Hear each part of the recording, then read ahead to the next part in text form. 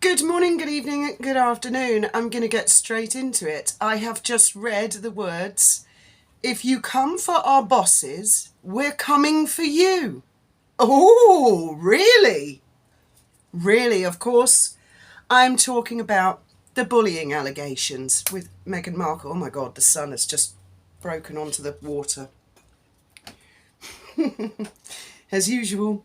Yes, so I've been following this story in the background. I thought, well, I'm not going to do any videos on this because I had a feeling that the situation was going to grow and grow, and I think it's going to continue to grow. Now, I know a lot of you guys, what you would really love to see is some clarification over the surrogacy. And as I've said lots of times, I'm not sure that one's ever going to come to light really with the press. For many, many reasons. I've always felt that the big headline would be evidence, hard evidence, that any of Harry's money or Meghan's money has gone into paying online trolls to bully.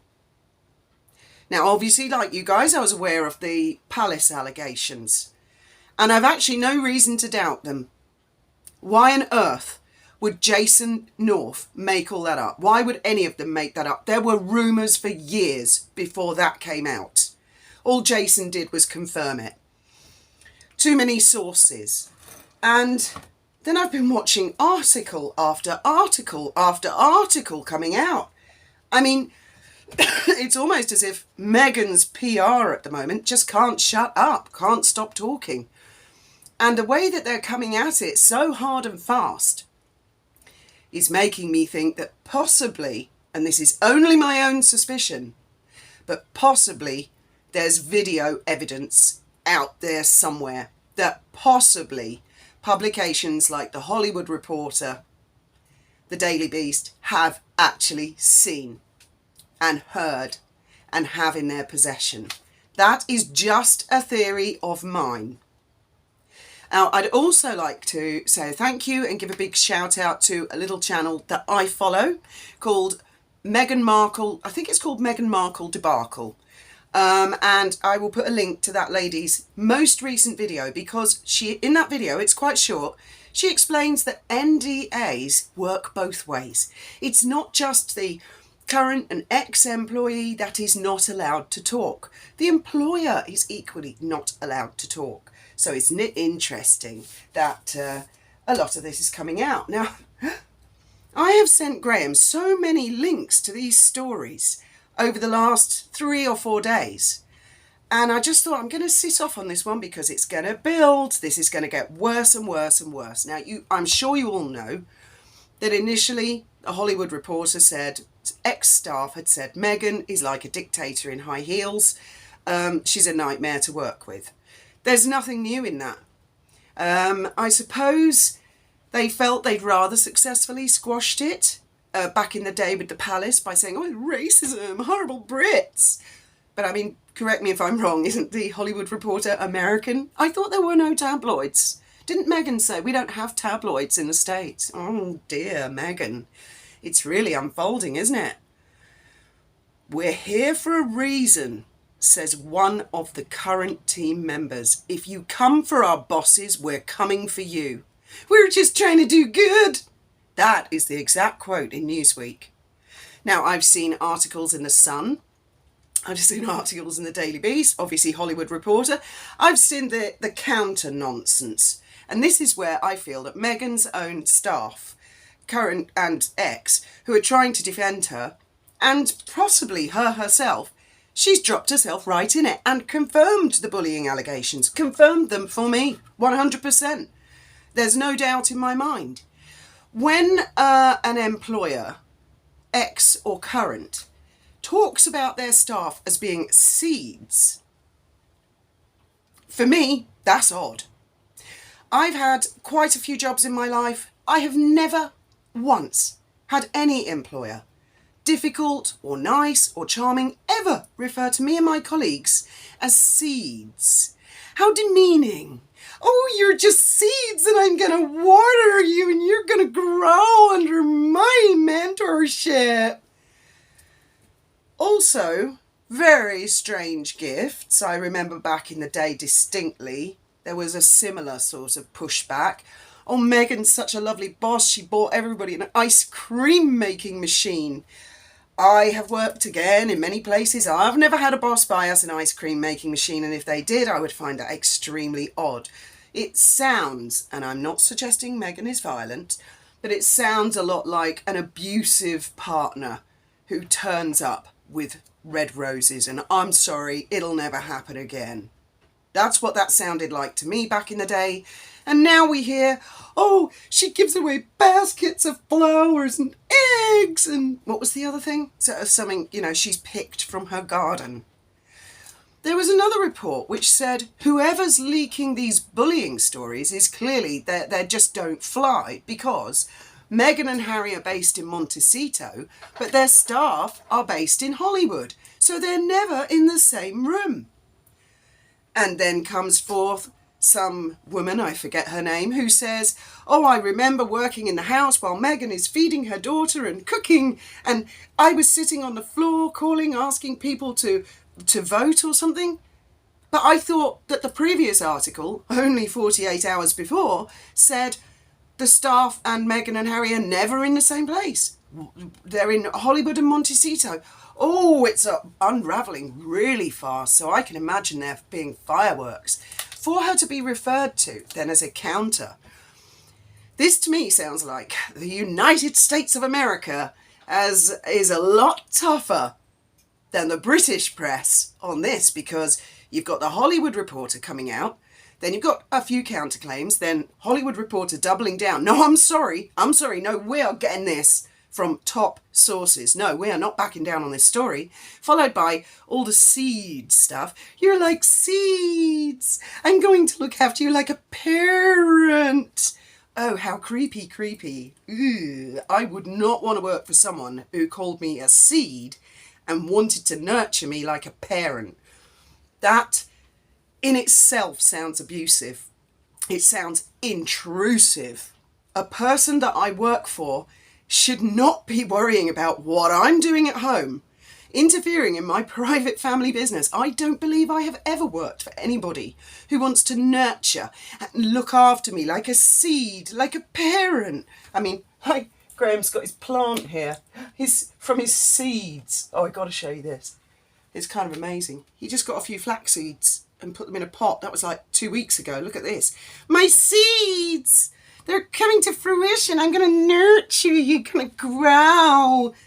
Whoa, no. So the actual pushback itself is the part that makes me feel, oh yes, and then makes me suspect, is there video evidence? Are there tape recordings? In this day and age of phones, whether people have NDAs or not, and people have their limits. And when a tsunami story builds like this, and I mean, if we were looking at a tsunami of a 100-foot wave, I reckon the wave's about 50 feet high at the moment and travelling at tremendous speed towards Montecito. This is going to get a lot worse. Once it becomes this much of a big issue, then NDAs go out the window because it becomes of public interest. And if it gets to the stage where the law sees it in whatever country, that people, victims of bullying, are being suppressed by an NDA, that NDA goes out the window. No one is going to go along with suppressing victims of bullying. Nobody. Her lawyer, what was it her lawyer said? Oh, what is the definition of bullying? Well, I hope there are recordings out there. I hope there are videos out there, because I think she was called Afia. Forgive me if I've got that one wrong. Won't she look a fool? Won't Warby look a double fool? Won't an awful lot of other people? I mean, even Jack Royston. Even Jack Royston now. He's looking at this guy called Dan Wakeford. Now, I'll put a link to Jack's article. Jack, the weathercock, half sugar, half man, half sugar. He's raising a very interesting point here, a completely different aspect, and it's in his article that this Dan Wakeford, he'd spoken, apparently Dan Wakeford, I think, Jack, well, I mean, we can go through it a little bit because Royston goes into quite a lot of detail on this one. So let's walk through this, because I think this one deserves attention.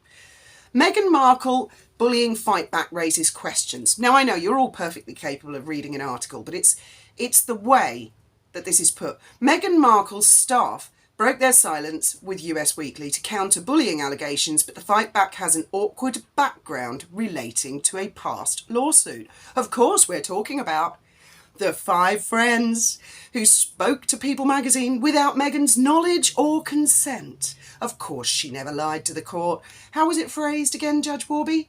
She misremembered, didn't she?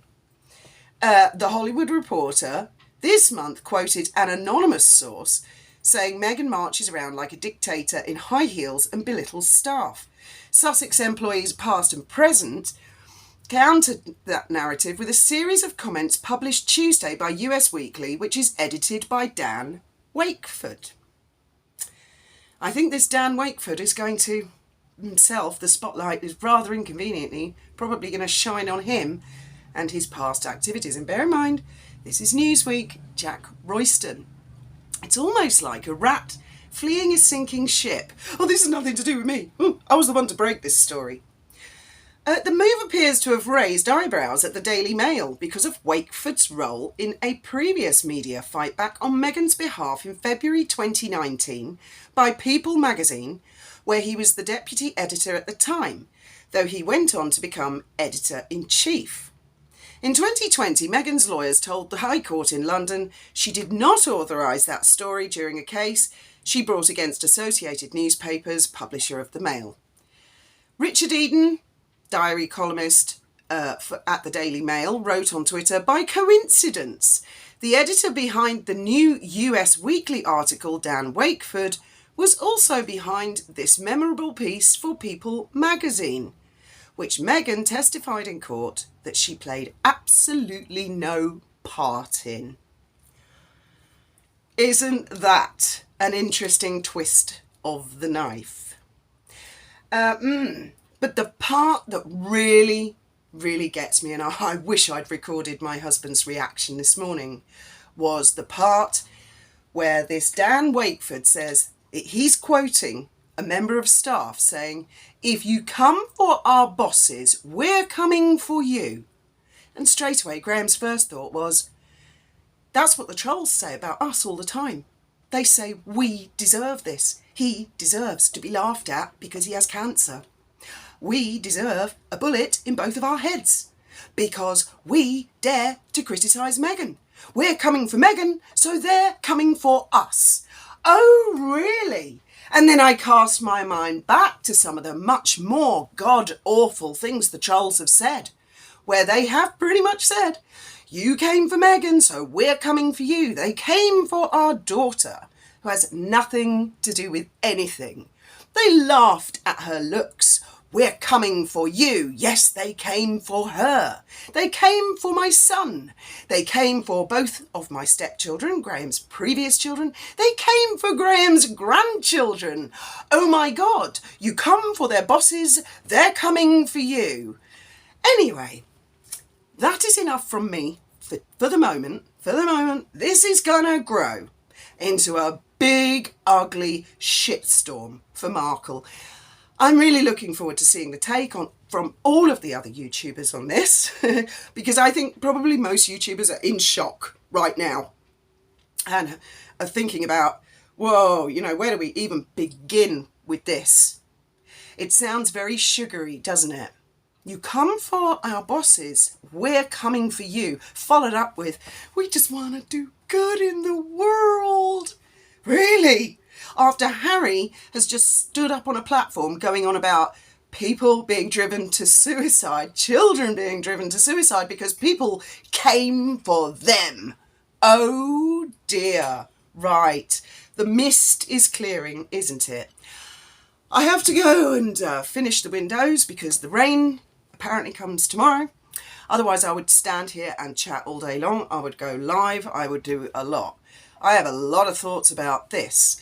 What on earth? Have you ever had a boss call you a seed, for goodness sake? Have you ever had a boss treat you like a parent? Nurturing. Ugh. If I had a boss who tried any of that on, I would leave the company straight away. Thank God I've never had those kind of bosses. I've never ever been called a seed. That is the creepiest, yuckiest, ugh. Ooh, it's like, I'm going to run my hands all over you. It's just disgusting. Ugh. So I shall leave you with that thought. Sorry about that. We will talk later, seeds. Thank you very much for listening.